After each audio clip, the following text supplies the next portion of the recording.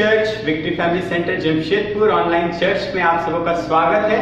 और मैं स्वागत करना चाहता हूं, यदि कोई हमारे बीच में कोई नया भाई या बहन आज पहली बार Victory Family Centre online church का हिस्सा बनने जा रहा है, तो मैं आप सबों का यीशु मसीह के नाम से हमारे बीच में स्वागत करता हूं। हम बहुत खुश हैं कि आज आप हमारे इस ऑनलाइन चर्च का एक हिस्सा बनने जा रहा है। परमेश्वर आज आपके जीवन में नया बात करेगा, नया कार्य करेगा, हम विश्वास करते हैं। जैसा कि हम लोग पिछले संडे सुना है वचन में कि हमें सूखा नहीं रहना है, हमें आत्मा में हमेशा रहना है और उस आत्मा से अपने आप को भरना है और परमेश्वर से दूर नहीं होना है। और हम विश्वास करते हैं कि हमारे कलीसिया इस पिछले सप्ताह इस वचन से उत्साहित होकर अपने जीवन में नया जोश के साथ फिर से परमेश्वर के साथ चलने का निर्णय लिया और उसमें बढ़ रहा है। और विश्वास करते हैं कि ये पिछले सप्ताह परमेश्वर आपके जीवन में नया कार्य भी किया है और आपके साथ परमेश्वर का रिश्ता और गहरा होता जा रहा है। आइए आज का सर्विस शुरू करने से पहले हम प्रार्थना में जाएंगे और प्रार्थना के साथ शुरुआत करेंगे, अपने हृदय को तैयार करेंगे कि परमेश्वर आज हमसे बातें करे। आइए हम प्रार्थना करेंगे, अपने आंखों को बंद करेंगे, अपने सर को झुकाएंगे। आइए हम प्रार्थना करें।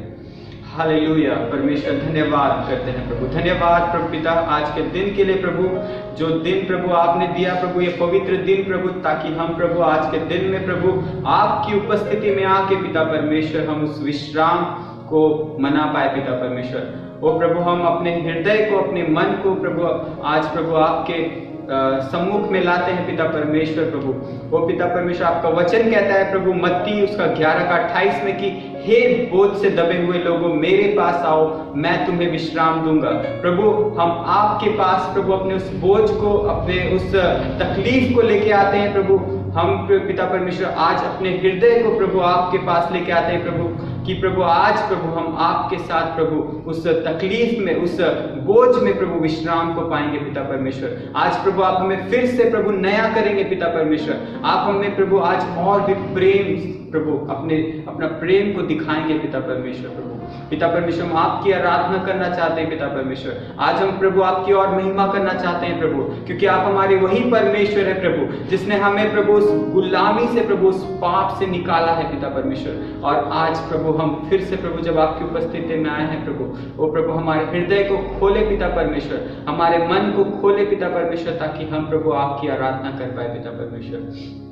प्रभु हम प्रभु इस समय प्रभु उन लोगों के लिए प्रार्थना करते हैं जो इस ऑनलाइन चर्च में प्रभु अलग अलग जगहों में प्रभु इकट्ठा है प्रभु जी। इस समय आपके वचन आपकी कलीसिया का एक हिस्सा बनने जा रहा है प्रभु। हर एक को आपके लहू में ढांपते हैं पिता परमेश्वर, और हर एक को पिता परमेश्वर प्रभु हम प्रभु उनके इस जगह में प्रभु जो डिस्ट्रैक्शन है प्रभु यीशु मसीह के नाम से प्रभु हम उसे दूर करते हैं प्रभु, ताकि प्रभु आप प्रभु जी उसके जीवन में कार्य करने पाए प्रभु। पिता परमेश्वर सब कुछ प्रभु आपके हाथों में सौंपते हैं और प्रार्थना को यीशु मसीह के नाम से मांगते हैं, आमीन आमीन। सो इस समय हम लोग परमेश्वर की आराधना स्तुति करने के लिए जा रहे हैं। जैसे कि जकरिया 4 अध्याय उसका 6 वचन में कहता है कि ना तो बल से ना शक्ति से परंतु मेरी आत्मा के द्वारा होगा। आए मेरे प्रियो हम इस गीत को गाकर परमेश्वर को स्तुति आराधना करेंगे। आए हम जितने लोग अपने स्थान में खड़े हो सकते हैं, हम खड़े होकर परमेश्वर को आराधना करेंगे और हम ताली बजाते हुए इस गीत को गाएंगे।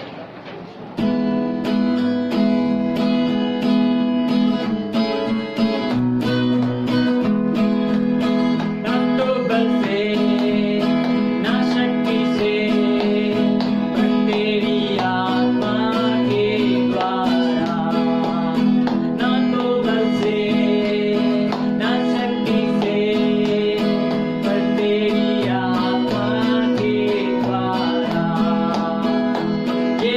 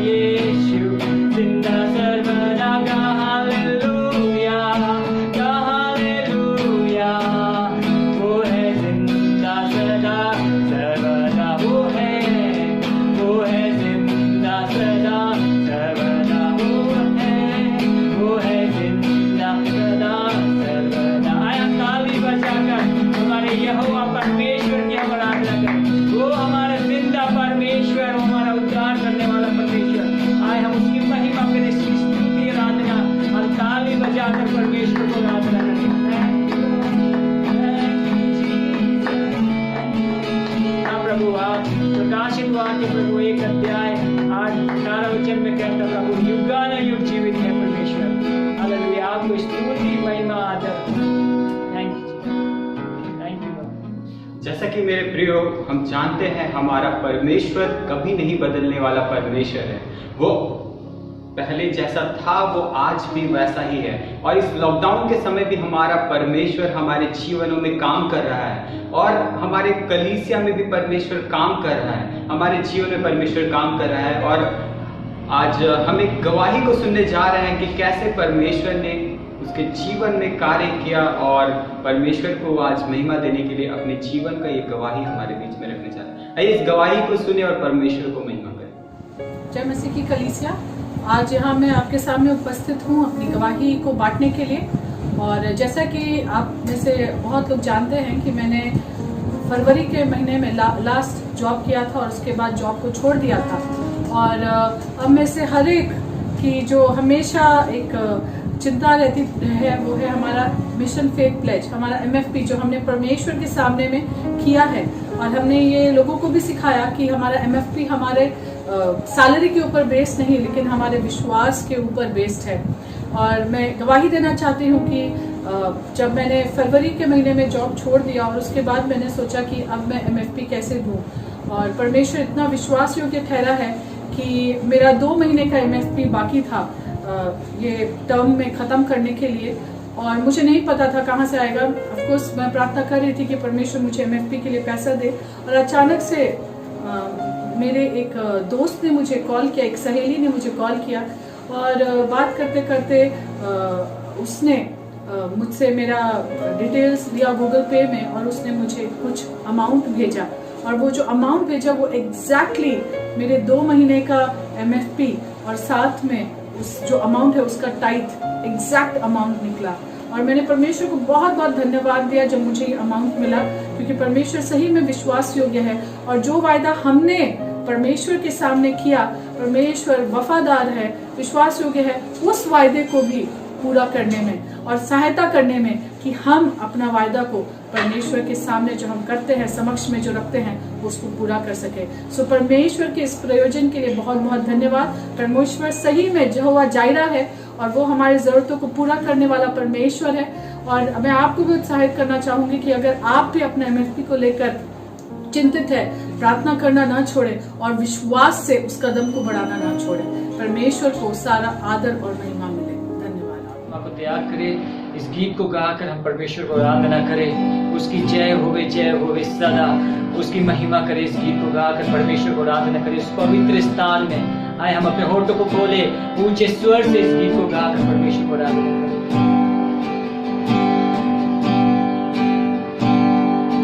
तेरी जय होए सदा, सनातन तक तू राज करे। है तुझ सा कोई नहीं, सिंहासन तेरी राजमान, धरती गाए तेरे गुणगान। है तुझ सा कोई नहीं, घुटनों पे आते हैं जय तेरी, गाते हैं घुटनों पे आते हैं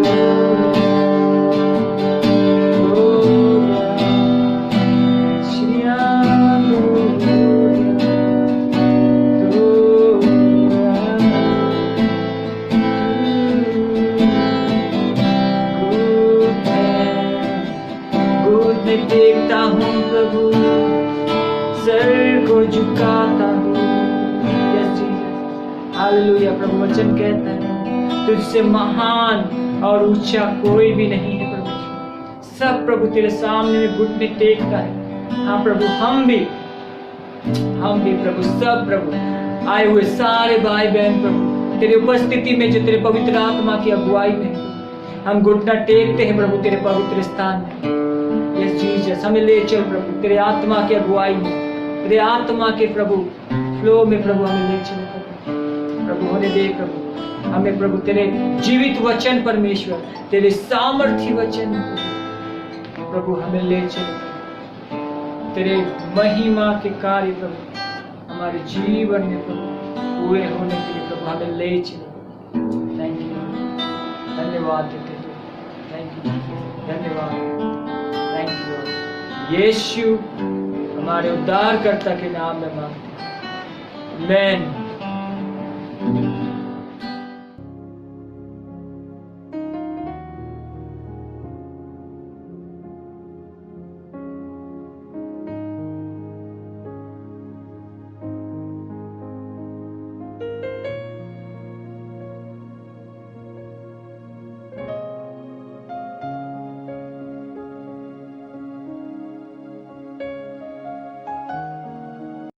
जय मसीह की कलीसिया, परमेश्वर का धन्यवाद हो इस समय के लिए कि परमेश्वर ने ये मौका को दिया कि हम कुछ समय परमेश्वर के वचन में से मनन करें और हम जानेंगे कि परमेश्वर आज हमसे क्या कहना चाहते। सो कलीसिया, आइए हम प्रार्थना करें। पिता परमेश्वर, हम आपका धन्यवाद करते हैं प्रभु जी आज के सुंदर समय के लिए पिता परमेश्वर, कि होने दिया पिता परमेश्वर कि कुछ समय हम आपके वचनों को मनन कर सके पिता परमेश्वर। जो भी आप पिता परमेश्वर हमें सिखाना चाहते पिता, आप हमारी सहायता के हम सुन पाए परमेश्वर। यहाँ उपस्थित तमाम लोगों को प्रभु हम आपके हाथ में सौंपते हैं, धन्यवाद करते हैं यीशु के नाम में, आमीन। सो प्रेज़ द लॉर्ड, परमेश्वर के नाम को महिमा मिले। आइए हम वचन की ओर चलते हैं। जैसे कि हम जानते हैं कि हम लोग एक मसीह जीवन को जी रहे हैं, और जब हमने प्रभु यीशु मसीह को जब ग्रहण किया तो परमेश्वर का योजना, परमेश्वर का इच्छा हमारे जीवन में पहला स्थान बना, और हमारे जीवन का उद्देश्य है, हमारे जीवन का जीने का उद्देश्य है कि हम क्या करें, परमेश्वर की योजना को पूरा करें। और परमेश्वर की योजना को पूरा करना एक ग्रहण योग्य जीवन को जीना। परमेश्वर की योजना को पूरा करना मतलब एक परमेश्वर की इच्छा के अनुसार जीवन को जीना है। अब हमारा इच्छा हमारा नहीं है, परमेश्वर का इच्छा हमारा इच्छा बन होता है। सो आइए हम वचन की तरफ जाएंगे और हम लोग निकालेंगे 2 तीमुथियुस 2:15। 2 तीमुथियुस उसका 2 अध्याय उसका 15 वचन। अपने आप को परमेश्वर का ग्रहण योग्य और ऐसा काम करने वाला ठहराने का प्रयत्न कर जो लज्जित होने ना पाए, और जो सत्य के वचन को ठीक रीति से काम में लाता हो। सो अपने आप को परमेश्वर का ग्रहण योग्य और ऐसा काम करने वाला ठहराने का प्रयत्न करना जो लज्जित होने ना पाए, और सत्य के वचन को ठीक रीति से काम में लाना जानता है। सो हम इसको और अधिक बेहतर रूप से समझने के लिए हम लोग चलेंगे पुराने नियम की पुस्तक में। वहाँ एक व्यक्ति के बारे हम जानेंगे जो इज़राइल का राजा बना, इज़राइल का वो पहला राजा जिसे परमेश्वर ने अपनी योजना को पूरा करने के लिए बनाया, जिसे परमेश्वर ने चुना कि फलिस्तीनियों के हाथ से इजरायलियों को क्या करे, छुटकारा दे।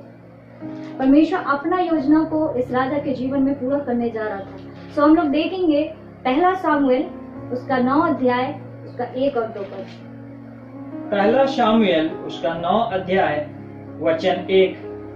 बिन्यामीन के गोत्र में कीश नाम का एक पुरुष था, जो अपी के पुत्र बकोरत का परपोता और असोर का पोता और अबीएल का पुत्र था।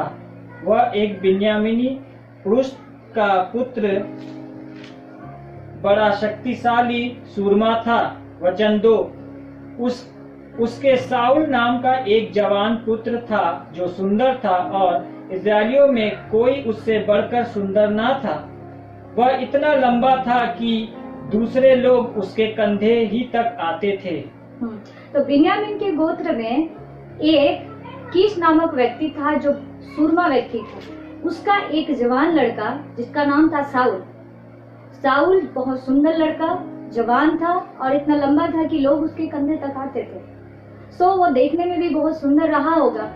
और वो जब परमेश्वर का योजना उसका जीवन में नहीं आया, सो वो अपने कुछ भौतिक आवश्यकताओं को पूरा करने के लिए घर से निकला था, क्योंकि उसका कुछ गधी जो उसका संपत्ति था, कुछ जानवर जो खो गया था, उसके पिता ने उसको भेजा कि जा करके क्या करे, ढूंढ कर लेकर के आए। सो वो और उसका सेवक निकला था घर से अपनी गदहियों को ढूंढने के लिए, और उसको नहीं पता था कि जब वो घर से निकल रहे हैं परमेश्वर का क्या योजना है उसके जीवन में। सो जब वो निकला और जब ढूंढते ढूंढते कई जगह जब उसने ढूंढा और कहीं नहीं पाया और लोग रास्ता भटक गए। सो उनको जब पता चला कि जिस जगह में वो लोग ठहरे हैं वहां परमेश्वर का एक जन है, वो लोग सोचे कि हम जाएंगे, उनसे पूछेंगे कि हमें रास्ता बताए। सो उन लोग क्या करते हैं, जाते हैं उनके पास, शामुएल के पास जाते हैं जो परमेश्वर का जन है। जब हम परमेश्वर से दूर थे, जब परमेश्वर को हम जानते नहीं थे, जब हम परमेश्वर की योजना को जानते नहीं थे, तो हम में से भी हर एक जन अपने अपने इच्छाओं को पूरा करने के लिए, अपनी योजनाओं को पूरा करने के लिए हम जीवन को जी रहे थे, अपनी भौतिक आवश्यकताओं पर ज्यादा ध्यान देते हुए जी रहे थे। अब इन लोग क्या हुए, रास्ता को खो गया। जब रास्ता खो गया तब ये लोग जा रहे हैं परमेश्वर के पास। कभी कभी हमारे जीवन में भी जब हमें कुछ समझ नहीं आता है, और ये समय भी कई जनों के लाइफ में ये रहा है कि जब उनका जीवन में ये परेशानी और प्रॉब्लम रहा, उसी समय उन लोगों ने प्रभु को जाना, हम भटके हुए थे और उसी समय परमेश्वर ने हमें चुना था। सो हम लोग देखेंगे, आगे की ओर जाएंगे कि अभी शाऊल क्या है कि शामुएल के पास जा रहा था अपने घर जाने का रास्ता के बारे में पता करने और अपने गदहियों के बारे में जानने के लिए। सो उसको परमेश्वर का योजना के बारे में बिल्कुल नहीं मालूम था। सो जब शामुएल से उसका मुलाकात होता है और शामुएल उसको परमेश्वर का योजना के बारे में बताता है और परमेश्वर उसको अपनी महिमा के लिए चुनता है। हम लोग निकालेंगे वचन, पहला शामुएल उसका 10 अध्याय उसका 1 वचन। पहला शामुएल 10 अध्याय उसका 1 वचन। तब शामुएल ने एक कुप्पी तेल लेकर उसके सर पर उंडेला और उसे चूम कर कहा, क्या इसका कारण यह नहीं कि यहोवा ने अपने निज भाग के ऊपर प्रधान होने को तेरा अभिषेक किया है? ओके, यहाँ पर क्या है कि परमेश्वर शामुएल के द्वारा किसको चुन रहा है? शाऊल को चुना।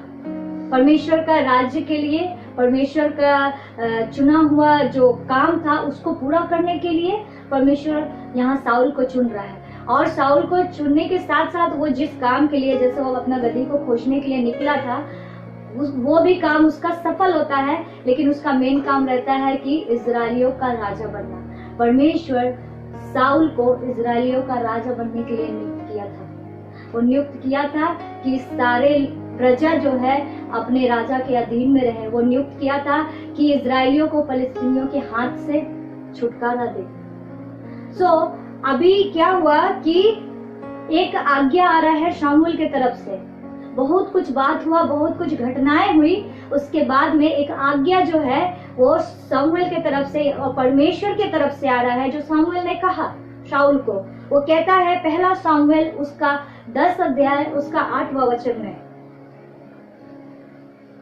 पहला शामुएल 10 अध्याय उसका 8 वचन। और तू मुझसे पहले गिलगाल को जाना और मैं होम बलि और मेल बलि चढ़ाने के लिए तेरे पास आऊंगा। तू 7 दिन तक मेरी बाट जोहते रहना, तब मैं तेरे पास पहुंचकर तुझे बताऊंगा कि तुझको क्या क्या करना है।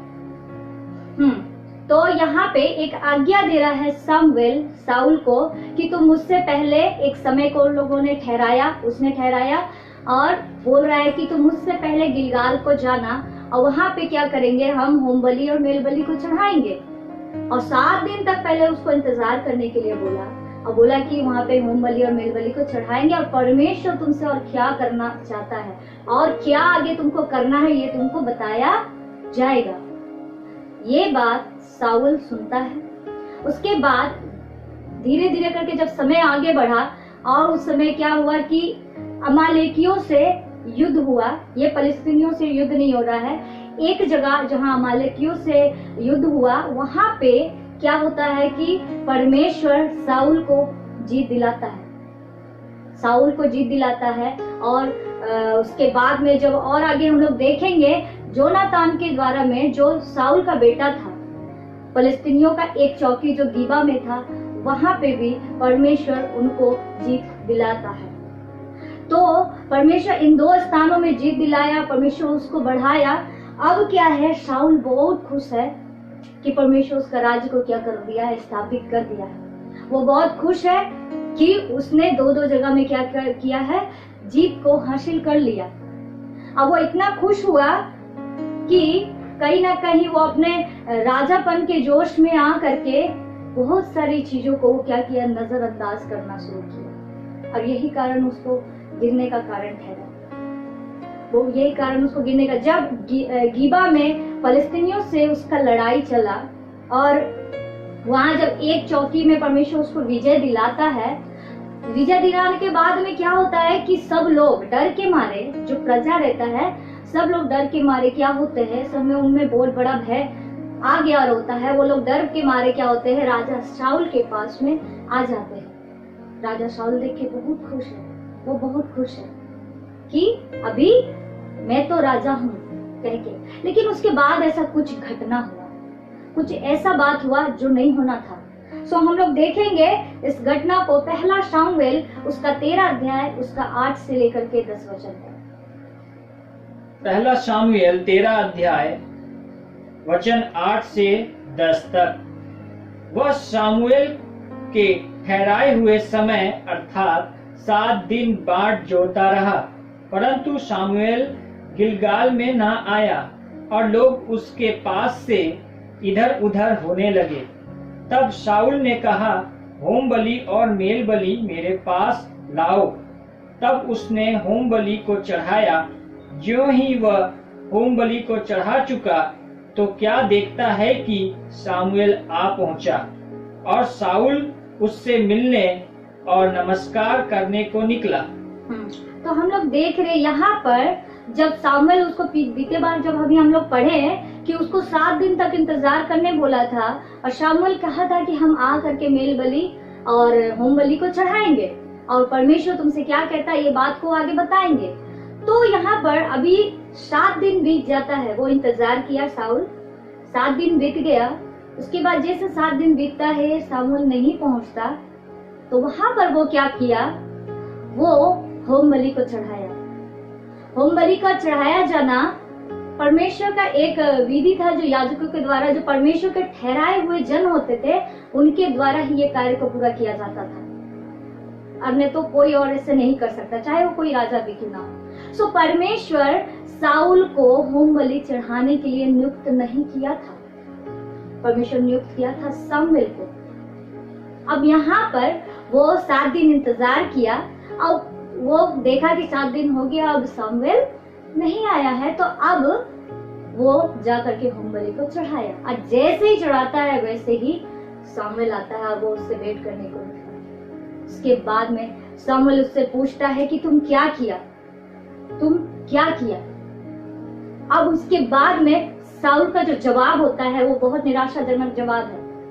शाऊल वो बहाना को बनाता है, वो एक्सक्यूज को दिखा रहा है, क्या क्या बहाना को बनाया।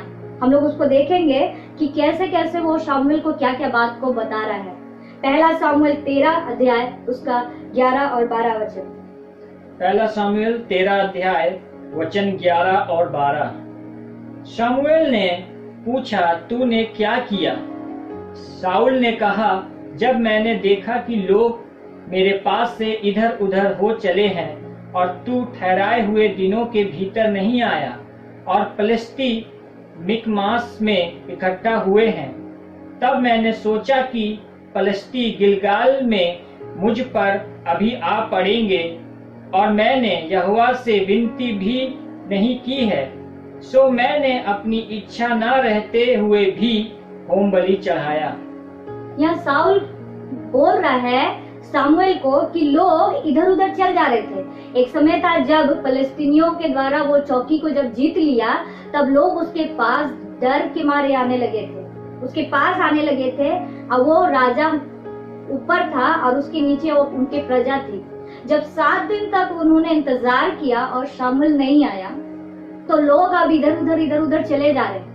इधर साउल के मन में डर आ गया कि अब लोग मेरा आदर नहीं करेंगे, या फिर वो ये सोचने लगा कि हम राजा है, हम तो कुछ भी कर सकते हैं। लोग इधर उधर चल जाने को उसको लगा कि अब तो मेरा पावर खत्म हो जाएगा। उसके अंदर वो डर आ गया कि लोग अब हमको राजा नहीं मानेंगे। 7 दिन तक वो सामुएल का इंतजार किया था, लेकिन वो परमेश्वर का वचन का इंतजार नहीं किया जो बोला था सामुएल कि आ करके तुझे बताया जाएगा कि तुमको आगे क्या करना। वो सिर्फ सामुएल का इंतजार किया, और जब सामुएल नहीं आया तब ये बलि को चढ़ाता है। और जब आने के बाद में ये यहाँ पे बहाना को दिखा रहा है। लोग इधर उधर चले जा रहे थे, यानी कि उसके मन में था कि लोग चले जाएंगे तो मेरा मान कम हो जाएगा, मेरा आदर नहीं होगा। उसके बाद उसने सामुएल पे दोष लगाया कि तुम आने में देरी किया। वो सामुएल पे दोष लगाता है कि आने में देरी किया। फिर वो ये बताने का कोशिश कर रहा था कि अभी फलस्तीनियों से लड़ाई करना है, अभी हमको बहुत काम करना है, मेरे पास समय नहीं है। वो अपने आप को एक जिम्मेदार व्यक्ति के रूप में सामुएल के सामने में दिखा रहा था कि अभी बहुत लड़ाई करना है और हम इंतजार नहीं कर सकते। इस तरह का लड़ाई का तैयारी के बारे में वो दिखला रहा है। और सबसे भयानक बात ये था कि वो होम बलि का जो चढ़ाया जाना था वो बिना परमेश्वर से प्रार्थना किए बगैर, बिना प्रार्थना किए बगैर वो परमेश्वर के जो होम बलि है वो चढ़ा दिया। वो परमेश्वर से प्रार्थना भी नहीं की, वो अपना इच्छा को पूरा किया। और आखिरी में वो बोल रहा है मेरा इच्छा नहीं रहते हुए भी हमको क्या करना पड़ा। वो इतना सारा बहाना को बताया। पहला तो वो गलती किया जिस काम के लिए परमेश्वर उसको नियुक्त नहीं किया था, जिस काम के लिए परमेश्वर उसको नहीं ठहराया था, उसको इंतजार करना था, लेकिन वहां पे वो काम को किया। और इसके बाद में वो दोष लगाया। वो बहुत सारे बहाने को बता रहा है, अपने आप को सही दिखाने का कोशिश कर रहा है, लेकिन परमेश्वर की दृष्टि में जो गलत है सो गलत है। सो हम लोग देखेंगे कि आगे यही कारण बना कि वो गिर गया। परमेश्वर उसको अयोग्य जाना और उसका राज स्थिर नहीं रहा। सो पहला सामुएल 13 अध्याय 13 और 14 वचन में हम लोग देखेंगे। पहला सामुएल 13 अध्याय वचन 13 और 14। सामुएल ने साउल से कहा, तूने मूर्खता का काम किया है, तूने अपने परमेश्वर यहोवा की आज्ञा को नहीं माना, नहीं तो यहोवा तेरा राज्य इस्राएलियों के ऊपर सदा स्थिर रखता। परंतु अब तेरा राज्य बना ना रहेगा। यहोवा ने अपने लिए एक ऐसे पुरुष को ढूंढ लिया है जो उसके मन के अनुसार है, और यहोवा ने उसी को अपना प्रजा पर प्रधान होने को ठहराया है, क्योंकि तूने यहोवा की आज्ञा को नहीं माना। क्योंकि साउल परमेश्वर का आज्ञा को नहीं माना। वो परमेश्वर जिसने साउल को नीचे से उठा करके राजा बनाया था, वो साउल परमेश्वर का आज्ञा को नहीं माना।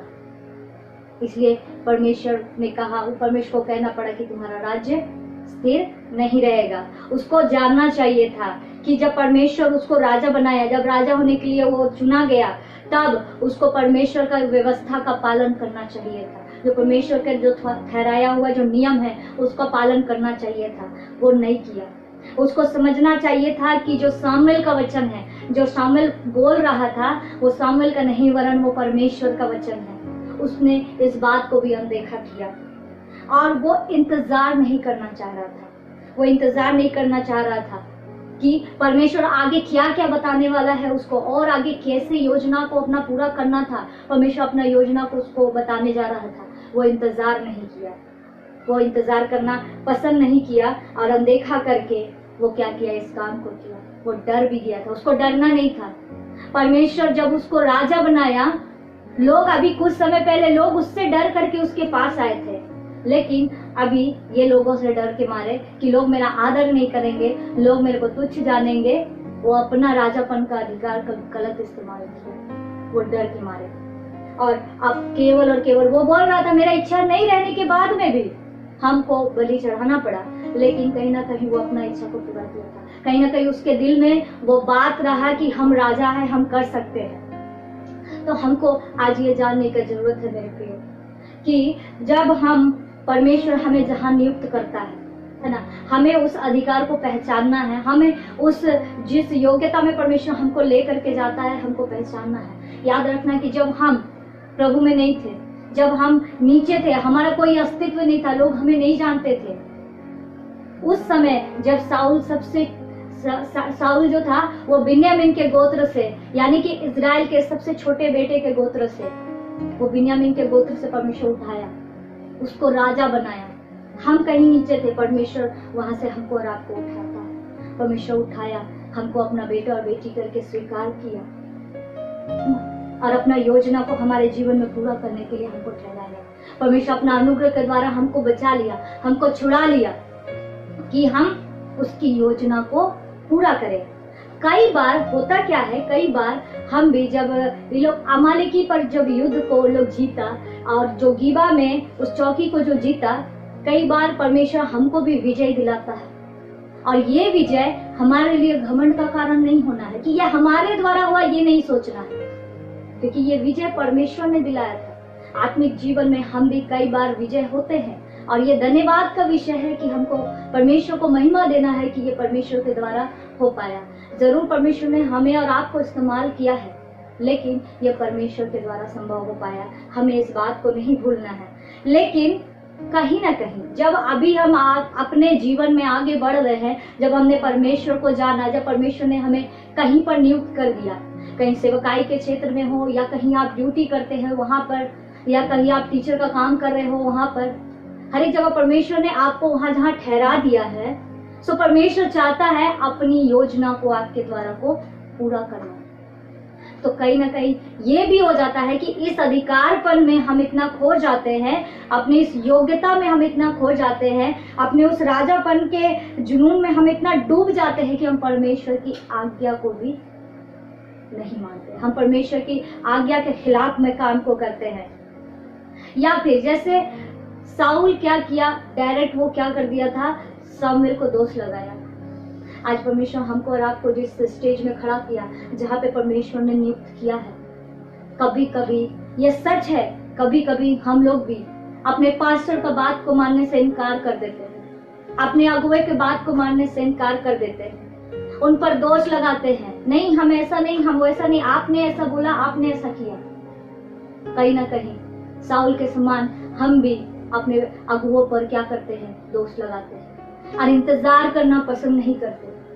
कई बार इंतजार करना पसंद नहीं करते। धन्यवाद करती हूँ परमेश्वर का कि परमेश्वर मुझे सिखा रहा है कि कैसे इंतजार करना है। इंतजार करना मुझे बिल्कुल नहीं पसंद था, लेकिन परमेश्वर अपने वचन के द्वारा और अभी परिस्थिति के द्वारा परमेश्वर मुझे सिखा रहा है। सो हम लोगों को इंतजार करना है, परमेश्वर हमारे जीवन में से और आगे क्या करना चाहता है, हम आने वाले समय में और हम क्या करने वाले हैं, ये हमें डिसाइड नहीं करना। क्योंकि जब हम स्टार्टिंग में बताए कि आप परमेश्वर का इच्छा हमारा इच्छा हो गया, आप परमेश्वर का योजना है वो हमारा योजना हो गया, हमें परमेश्वर की योजना को पूरा करना है। तो हमें ध्यान देना है कि परमेश्वर आगे हमें क्या कह रहा है। साउल वो सुनना नहीं चाहा, साउल वो सुनना नहीं चाहा, वो सिर्फ उसको बलि चढ़ाने का हड़बड़ी था, वो लोगों को दिखाना चाहता था अपना अधिकार को, वो हड़बड़ा गया। हड़बड़ाना नहीं है मेरे लिए, हड़बड़ाना नहीं, धीरज के साथ परमेश्वर चाहता है धीरज के साथ हम काम करें, है ना, और अपने आप को ऐसा कोशिश करना है ना, ऐसा काम करने का कोशिश करना है और सत्य के वचन को हमको ठीक रीति से काम में लाना जानना है कि सत्य के वचन को, जो परमेश्वर का वचन है, जो परमेश्वर का आज्ञाकारिता का जो कार्य है, उसको ठीक रीति से काम में लाने के लिए हमको ये जानने का जरूरत है। और एक बात ये है कि जिस काम के लिए हमको परमेश्वर ने नहीं ठहराया, जिस काम के लिए परमेश्वर ने हमको नहीं ठहराया, हो सकता है हम इस स्टेज पर हो सकता है कि हमको अधिकार परमेश्वर नहीं दिया है, लेकिन हम अगर कर सकते हैं, लेकिन हमको करना नहीं जब तक परमेश्वर की ओर से यह अधिकार हमको नहीं दिया जाए। साउल वो काम को किया जिसका अधिकार उसको था नहीं,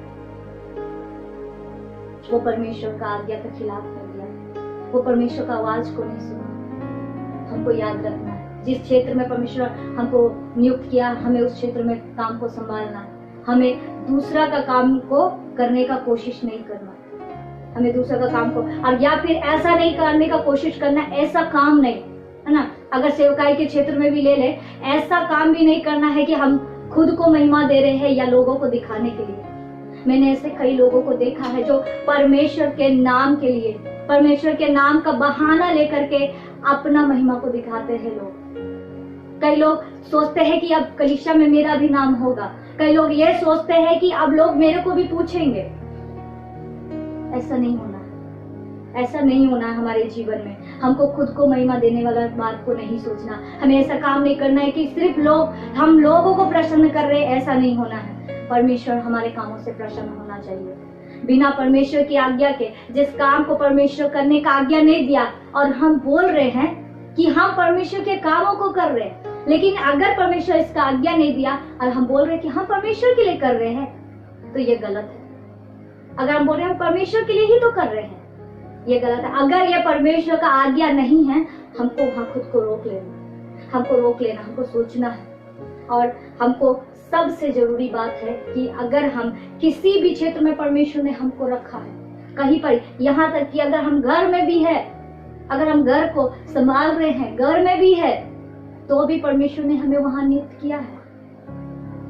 हमको अपने नियुक्ति का, अपने अधिकारपन का गलत इस्तेमाल नहीं करना। और हमको याद रखना है कि कोई भी कामों में सफलता तभी मिलता है जब वहां प्रार्थना होता है। अगर बिना प्रार्थना के हम सफलता को ढूंढने जाए, बिना प्रार्थना के हम सेवकाई करने जा रहे, बिना प्रार्थना के हम कोई काम को करने जा रहे, वहां सफल नहीं होंगे। आत्मिक हथियार से अगर खुद को भरे हुए हैं और जागे हुए नहीं हैं, मेरा आंख बंद है, हम सोए हुए, हम प्रार्थना नहीं कर रहे, शैतान आकर के वार करके चला जाए, तब हथियार लेकर के भी मेरा कोई फायदा नहीं। हमको प्रार्थना में जागृत रहना है, प्रार्थना में हम लोगों को जागृत रहते हुए हम लोगों को आगे बढ़ना है। और प्रार्थना करें यानी कि हम परमेश्वर की आवाज को सुन सकेंगे, परमेश्वर हमसे क्या कहना चाह रहा, हाँ आने वाले समय में अब क्या करना है। सिर्फ नियम को पूरा करके आगे बढ़ रहे, जैसे होम बलि चढ़ा दिया साउल, नियम को पूरा किए, लोगों के बीच में दिखा दिया, वैसा है। परमेश्वर की आवाज को सुनने के लिए हमको अपना कान को खोलना। हम बोल तो रहे हैं, हम अपने पास्टर को दोष लगा देते, हम अपने अगुए को दोष लगा देते हैं, और परमेश्वर की आवाज जो हमारे कानों तक आना है हम कान बंद कर ले रहे। नहीं, हम तो परमेश्वर का सेवा कर रहे हैं, हम परमेश्वर का काम कर रहे हैं, हमको और किसी का एडवाइस का जरूरत नहीं। तो ये बात गलत है। जहाँ परमेश्वर का हमको आवाज को जानना है, हमको जानना है कि परमेश्वर का योजना हमारे जीवन में क्या है। हमको ये जानना है कि सत्य के वचन को ठीक रीति से काम में कैसे लाए। परमेश्वर गड़बड़ी का परमेश्वर नहीं, परमेश्वर शांति का परमेश्वर है। और हमको पूरे धीरज के साथ हमको प्रार्थना का जीवन को जीते हुए परमेश्वर के कामों को, परमेश्वर ने जो जिम्मेदारी को दिया है, परमेश्वर का जो योजना हमारे जीवन में है, वो पूरा होने के लिए हम परमेश्वर का धन्यवाद करते हुए एक प्रार्थना में जीवन को हमको क्या करना, जीना है।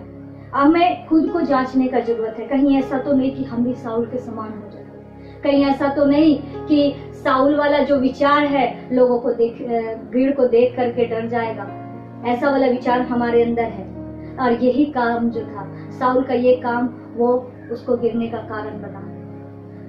आज हमको और आपको स्थिर होने का जरूरत है। आज परमेश्वर चाहता है कि हम स्थिर हो जाए उस क्षेत्र में, जिस क्षेत्र में परमेश्वर ने रखा है। वो शाऊल अस्थिरता को दिखाता है, जिसके कारण परमेश्वर उसको अयोग्य समझता है, परमेश्वर उसको अयोग्य जाना, क्योंकि वो परमेश्वर का आज्ञा को पूरा नहीं किया, परमेश्वर का आज्ञा को नहीं माना। परमेश्वर उसके द्वारा फलिस्तीनियों का छुटकारा, फलिस्तीनियों के हाथों से इजराइलियों का छुटकारा देने जा रहा था, लेकिन यहाँ पे जब उसने परमेश्वर की आज्ञा को नहीं माना तो परमेश्वर ने उसे अयोग्य जाना। मेरे प्रियो, अगर हम परमेश्वर की योजना को, जीवन को जीने के लिए फैसला लिए हैं, अगर परमेश्वर की योजना को पूरा करने के लिए फैसला लिए हैं, तो आज हमें खुद को और आपको जांचने का जरूरत है कि कहीं साउल का जैसे वाला स्वभाव हमारे अंदर तो नहीं आ गया, कहीं साउल के जैसे हम लोगों को दिखाने के लिए काम तो नहीं कर रहे, कहीं हमारे जीवन हम भी लोगों को बहाना तो नहीं बना रहे हैं कि मेरे ऐसा था वैसा था, समझौता का जीवन तो नहीं जी रहे। हमको खुद को जांचने का जरूरत है कि ये हमारा आत्मिक जीवन में कहीं हम गिर तो नहीं जाएंगे, क्योंकि ये छोटा छोटा जो कारण था, यहीं से साउल का गिरने का स्थिति स्टार्ट हो गया। ये छोटा छोटा कारण हमको एक दिन नरक की ओर लेके जाएगा और हमको पता भी नहीं चलेगा। मेरे प्रियो, आज हम खुद को जांचें। आज हम खुद को जांचने का जरूरत है कि हम कहीं साउल के समान गलती तो नहीं कर रहे हैं। कहीं हमको विचार करना है कि कहीं हम ऐसा कुछ तो नहीं कर किए कि जो हम परमेश्वर को निंदित किए, कि परमेश्वर की आवाज को नहीं सुने। हम अपने दास और दासी जिनके ऊपर परमेश्वर ने हमें जिनको ठहराया है हमारे ऊपर में, हमारे अगुए के खिलाफ में हम कुछ गलत तो नहीं कर रहे। हम ऐसा तो नहीं कर रहे कि हम परमेश्वर के कामों को तो करने जा रहे हैं, परमेश्वर का योजना को पूरा करने का हम बोल तो रहे हैं, लेकिन परमेश्वर का आवाज हम नहीं सुन रहे और हम अपने मन की कर रहे हैं। हम अपने मन के एक समझौता का जीवन को जी रहे हैं। मेरे प्रियो, हमें खुद को जांचने का जरूरत है। अगर ऐसा कुछ है तो परमेश्वर से क्षमा मांगे, परमेश्वर से क्षमा मांगे और निश्चय परमेश्वर क्षमा करने वाला परमेश्वर है। और फिर से अपने परमेश्वर के पास आए, फिर से परमेश्वर के पास आए, ताकि वो वचन 2 तीमुथियुस 2:15 हम लोग एक बार फिर से पढ़ेंगे। 2 तीमुथियुस 2:15 अपने आप को परमेश्वर का ग्रहण योग्य और ऐसा काम करने वाला ठहराने का प्रयत्न कर जो लज्जित होने ना पाए और जो सत्य के वचन को ठीक रीति से काम में लाता हो। अपने आप को परमेश्वर का ग्रहण योग्य ठहराना है। अपने आप को हमें ऐसा जीवन को जीने का कोशिश करना है कि जो परमेश्वर को ग्रहण योग्य हो, और ऐसा काम करने वाला खुद को ठहराने का कोशिश करना है कि जो लज्जित होने नहीं पाए और जो सत्य के वचन को ठीक रीति से काम में लाना जानते हैं। सत्य के वचन को, मेरे प्रियो, जो परमेश्वर का वचन है, सत्य के वचन को ठीक रीति से काम में लाना, तोड़ मरोड़ के उसको प्रस्तुत करना, तोड़ मरोड़ के अपने जीवन में भी लागू कर रहे हैं और अपने चेला के जीवन में, अपने नीचे से लोगों के जीवन में भी काम कर रहे हैं। आप जो सीख रहे हैं, आपके नीचे जो लोग हैं वो भी वही काम को करेंगे, तोड़ मरोड़ के नहीं, परमेश्वर के वचन को सही रीति से काम में लाना। हम लोग को जांचने का जरूरत है खुद को कि हम कैसे परमेश्वर के वचन को सही रीति से, ठीक रीति से काम में लाने की हम कोशिश करें। इस वचन के द्वारा परमेश्वर हमको और आपको आशीष देने पाए कि कैसे साउल के द्वारा परमेश्वर ने हमें सिखाया कि हमको साउल के समान नहीं, हमको परमेश्वर का आवाज सुनने वाला बनना, हमें इंतजार करने वाला बनना और परमेश्वर की योजना को पूरा करने के लिए हमें स्थिर रहना है, स्थिर रहने की जरूरत है। और स्थिरता हमारे गिरने का कारण बनता है। हमें इस बारे में सोचे और परमेश्वर से माफी मांगे। अगर कहीं गलत है, परमेश्वर से माफी मांगे, परमेश्वर हमें जरूर क्षमा करेंगे। धन्यवाद करते हैं इस वचन के लिए। मैं विश्वास करते परमेश्वर ने हमसे बातें की। आइए हम प्रार्थना करें। हालेलुया। धन्यवाद पिता परमेश्वर, मेरे राजाओं के राजा, मैं आपका धन्यवाद करती हूँ प्रभु जी कि आपने पिता परमेश्वर हमें सिखाया कि हम कैसे पिता परमेश्वर हम आपकी आवाज को सुने प्रभु जी, लोगों को खुश करने के लिए नहीं पिता परमेश्वर, वरन पिता परमेश्वर हम आपकी आवाज को सुन करके आपकी योजना को पूरा करने पाए पिता परमेश्वर, और सत्य के वचन को ठीक रीति से काम में लाने के लिए प्रभु जी आप हमारी सहायता करें परमेश्वर। पिता परमेश्वर, जाने अनजाने में अगर हमसे गलती हो गया प्रभु, और कई बार हमने आपकी आवाज को नकारा है प्रभु जी, पिता परमेश्वर इसके लिए हम क्षमा मांगते हैं, क्षमा करें पिता परमेश्वर। हाँ प्रभु जी, आपके वचन के अनुसार जीवन को जीने के लिए प्रभु हमें से प्रत्येक की आप सहायता करें पिता परमेश्वर। हाँ प्रभु, मैं इसे प्रार्थना करते हैं धन्यवाद के साथ इस प्रार्थना को मांगते हैं यीशु मसीह के नाम से, आमीन।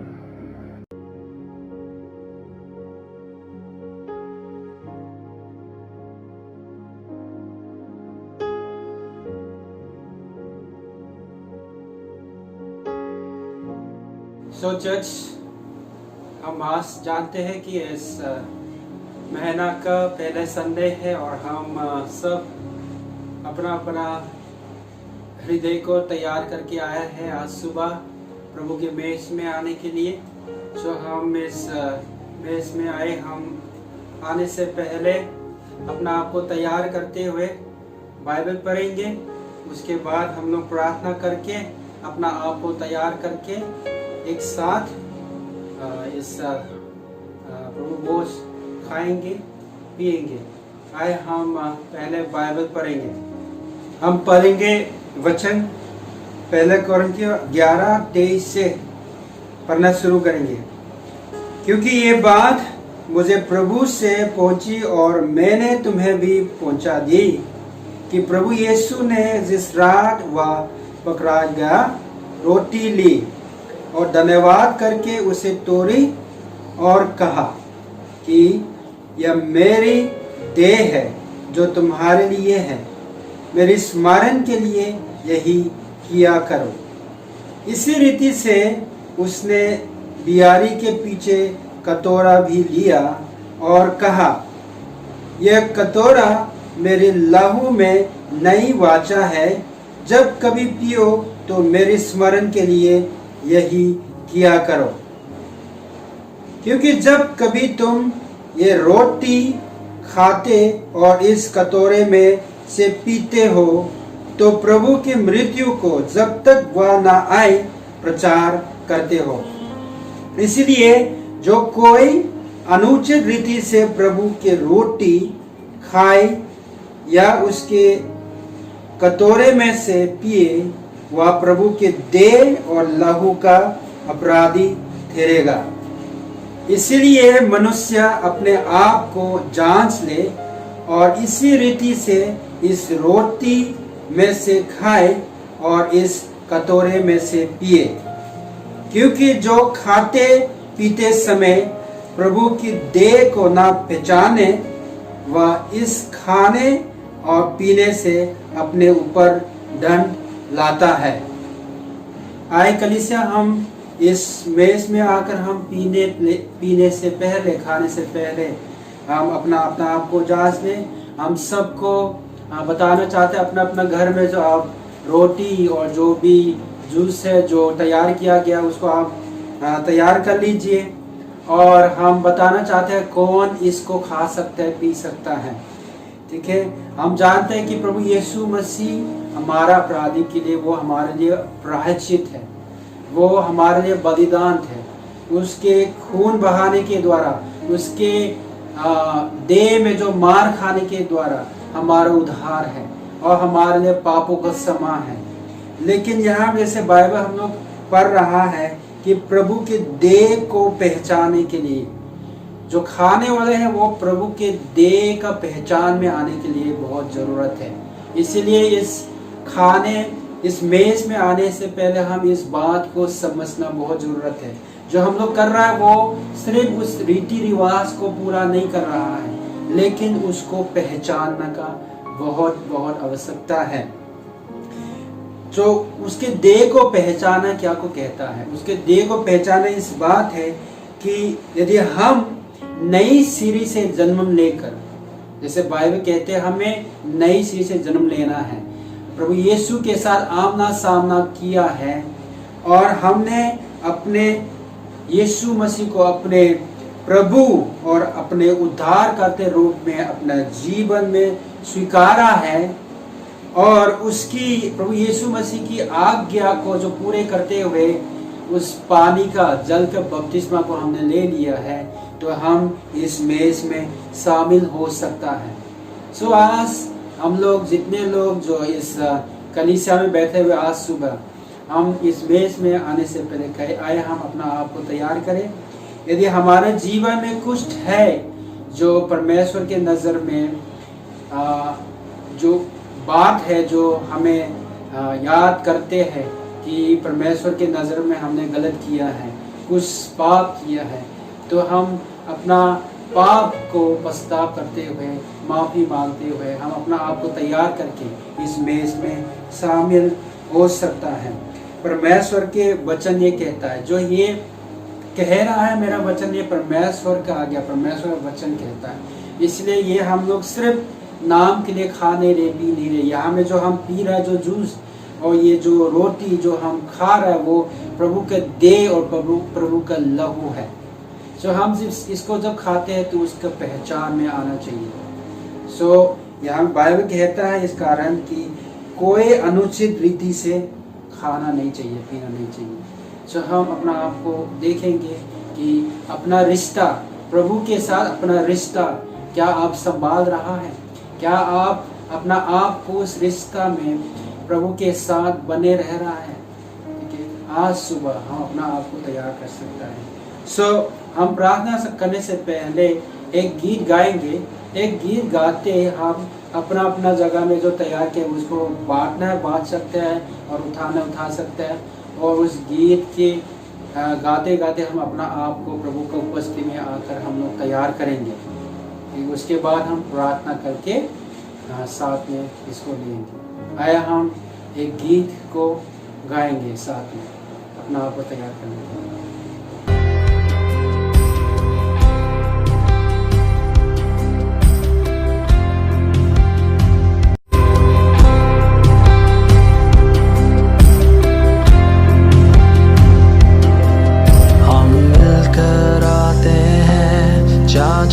अपने हृदय को सिद्ध कर हमें कोई दोष ना हो।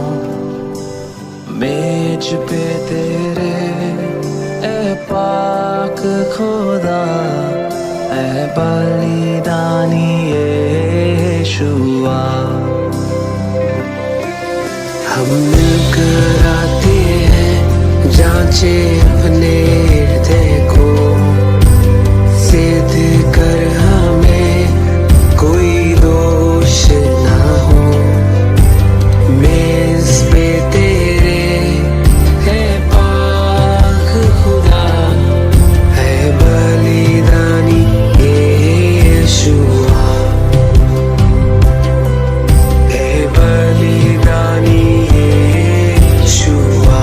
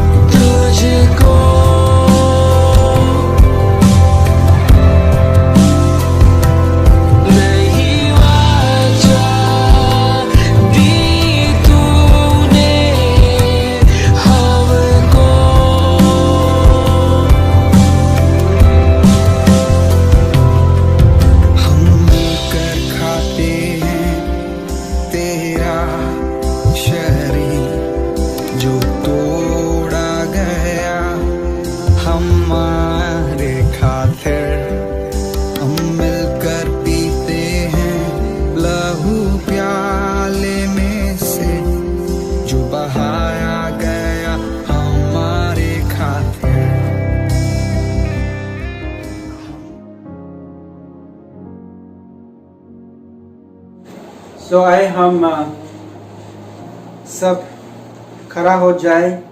जितने लोग इस मेज में शामिल होने जा रहे हैं सब कोई हम खड़ा हो जाए, सब कोई खड़ा हो जाए और हम इसी समय में प्रार्थना करेंगे और प्रार्थना करके हम इस मेज में आएंगे और खाएंगे पिएंगे। आए हम प्रार्थना करें। पिता, हम धन्यवाद करते हैं प्रभु यीशु मसीह के लिए कि तूने हमसे इतना प्रेम किया कि हमारे लिए प्रभु भेजा और यीशु के बलिदान के द्वारा और क्रूस पे प्रभु अपना बलिदान करने के द्वारा हमें वो नए जीवन मिला। अपने लहू बहाने के द्वारा हमें प्रभु पापों का क्षमा मिला। प्रभु वो हमारे लिए प्रायश्चित है। प्रभु धन्यवाद करते हैं प्रभु। और उसके प्रभु देह में जो कोरे जो खाया है उसके द्वारा हमारा चंगाई मिला है। प्रभु आज इस मेज में शामिल हुए सभी को प्रभु तू आशीष करे। प्रभु जब हम इसको खाते पीते प्रभु हमारे लिए चाहे देह हमारा शरीर में हो चाहे आत्मिक में हो प्रभु चंगाई का जो जरूरत वो चंगाई होने पाए। प्रभु जी हम सब जो लेने के लिए जो खड़ा हुए सबको प्रभु सहायता करे कि हम इस देह को और इस लहू प्रभु जो हमारे जो आपने भाई उसको हम पहचान पाए और हमारा प्रभु उस रिश्ता आपके साथ है उसको हमेशा प्रभु सही में प्रभु रखने पाए। प्रभु जी आज इस मेज में शामिल हुए सबको प्रभु तू आशीष करे ताकि जो हम खाए पिए प्रभु हमारे लिए इस प्रभु मेज के अंदर में जो आशीष है वो कारण बनने पाए प्रभु जी। धन्यवाद करते हैं प्रभु, सारे आदर और महिमा तुझको देते हुए यीशु के नाम से प्रार्थना करते हैं, आमीन। सो आए, यदि सब कोई के पास रोटी और दाखरस पहुंच गया है तो हम इसको एक साथ लेने जा रहे हैं। सबसे पहले हम धन्यवाद करके वो रोटी को एक साथ खाएंगे। आए हम एक साथ खाएंगे प्रभु को धन्यवाद करके।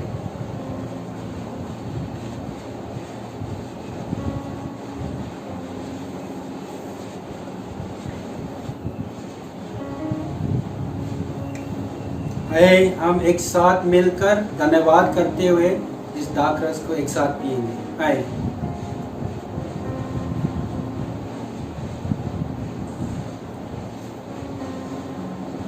हालेलुया। धन्यवाद पिता, धन्यवाद धन्यवाद धन्यवाद प्रभु, धन्यवाद करते हैं आज सुबह की इस आपका जो उपस्थिति के लिए, जो हमारे बीच में जो तूने किया है, आपके वचन के द्वारा हम सबको बात किया है। धन्यवाद करते हैं प्रभु जी कि इस मेज में आने के लिए प्रभु हमें सहायता किया है प्रभु। जो हमने जो यहाँ किया है प्रभु, आपके महिमा के लिए होने पाए प्रभु जी। और आज जितने लोग इस मेज में शामिल हुए लोगों को तू आशीष करे, जितने लोग आपके वचन सुना है सबको प्रभु आप आशीष करे, ताकि प्रभु हम वचन में चलने वाला लोग, वचन के अनुसार अपना जीवन को जीने वाले लोग बन पाए। सारे आदर महिमा हम तुझको देते हैं, यीशु के नाम से प्रार्थना करते हैं, आमीन। परमेश्वर का धन्यवाद हो आज के इस सुंदर वचन के लिए। और परमेश्वर ने हमें से हर एक से बात किया, और परमेश्वर आशीष दे आपको आज का इस वचन को सुनने के द्वारा।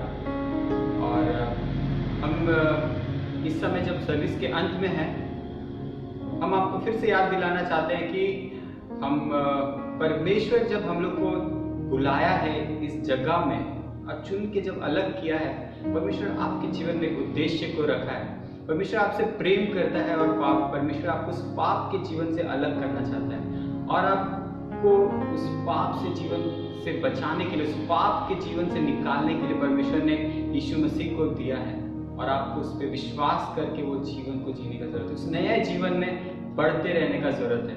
हम आपको फिर से उत्साहित करना चाहते हैं कि अपने उस नए जीवन के चाल चलन में आप हमेशा आगे बढ़ते रहें। आइए इस समय हम अपने मन को खोलेंगे, और ये समय होगा दान और दशमांश का। और जैसा कि प्रेरितों के काम उसका 20 का 35 में लिखा है कि लेने से देना धन्य है। और हम इस समय अपने उस ऑफरिंग को अपने हाथों में ले लेंगे, अपने दान दशमांश और MFP टाइट को अपने हाथों में ले लेंगे। और मैं आपके लिए प्रार्थना करना चाहता हूँ इस समय कि परमेश्वर उस दान और दशमांश को अपने राज्य के लिए इस्तेमाल करें। आइए अपने ऑफरिंग को अपने हाथ में ले लें और अपने आंखों को बंद करें, प्रार्थना करें। Hallelujah hallelujah hallelujah. धन्यवाद प्रभु, हम धन्यवाद करते हैं पिता परमेश्वर इस समय प्रभु इस दान और दशमांश के लिए। पिता परमेश्वर प्रभु हम धन्यवाद करते हैं प्रभु कि इस दान और दशमांश को प्रभु जब हम देते हैं पिता परमेश्वर, प्रभु आप इसे इस्तेमाल करने जा रहे हैं पिता परमेश्वर अपने राज्य के लिए। प्रभु जी अपने राज्य की बढ़ोतरी के लिए पिता परमेश्वर आप इस्तेमाल करने जा रहे हैं पिता परमेश्वर। जैसा कि प्रभु वचन में लिखा गया है कि प्रभु ये प्रभु सारी सृष्टि प्रभु आपका है पिता परमेश्वर, इसमें जो कुछ है प्रभु सब कुछ आपका है पिता परमेश्वर प्रभु। और प्रभु हम धन्यवाद करते हैं पिता परमेश्वर कि आपने प्रभु हमें प्रभु ये सिर्फ लेने वाले में नहीं प्रभु पर देने वाले में रखा है प्रभु, और हम आशीषित लोग हैं पिता परमेश्वर। प्रभु इस समय जब हम देते हैं पिता परमेश्वर, हमारे हृदय प्रभु आप आनंद से भर दीजिए पिता परमेश्वर कि हम आपके राज्य में प्रभु बो रहे हैं पिता परमेश्वर। प्रभु जितने लोग प्रभु जी आज दे रहे हैं पिता परमेश्वर दान और दशमांश, प्रभु हर एक को आप आशीष करिए पिता परमेश्वर, और उनके जीवन में प्रभु ये 30 गुना प्रभु 60 गुना 100 गुना फल लाने पाए पिता परमेश्वर। हम यीशु मसीह के नाम से इस प्रार्थना को करते हैं, आमीन।